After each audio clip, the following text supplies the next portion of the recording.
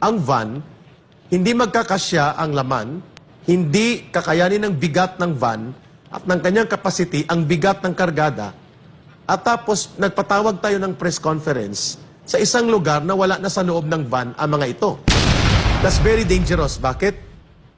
Pwede po itong madismiss ang kaso at ang driver na ito na ginamit na props ay technically may absuelto sa kaso at hindi matutunton saan nanggaling ang droga sapagkat malinaw po na may violation. Hindi kami mga abogado pero kami natututo sa pag-analisa ng kalagayan, chain of custody of evidence.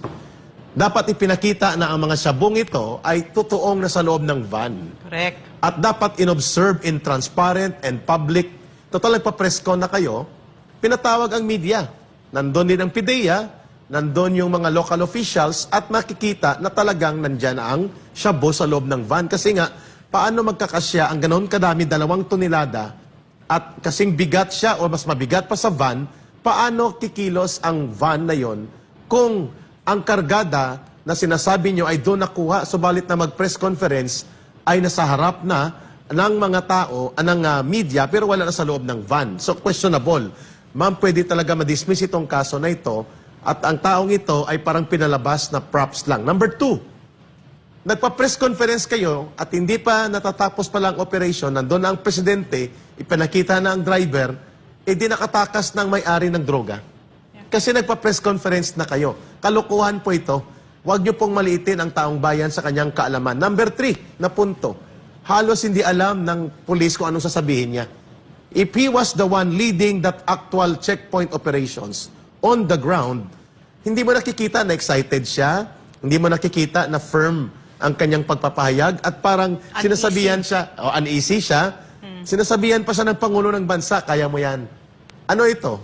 Kabi-briefing lang, binigyan siya ng script, at dahil hindi niya alam kung anong gagawin, natutuliro ang pulis. Bakit hindi ang umarap dyan si General Marbil o ang Regional Director, si Abalos? Bakit yung kapitan ang humarap dyan? Ganon kalaki pala, the biggest in history. Bakit po natin ito kinu-question?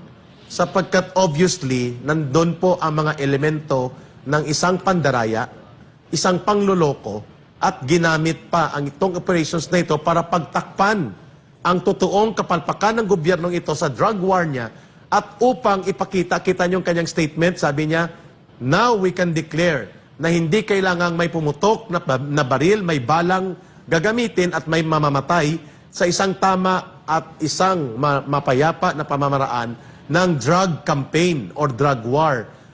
Obviously, gusto niyang patamaan dito si Rodrigo Duterte at ipahiya at bigyan ng isang pag-atake sa isang moro-moro na presentation na kaya palang gawin ang hindi marahas, hindi pumapatay, hindi madugo na uri ng pamamalakad sa drug war campaign at samantalang napakalaki pala ng mga nakukuha na mga volume of drugs. Sabi niya, Ma'am Lorraine, your take on this,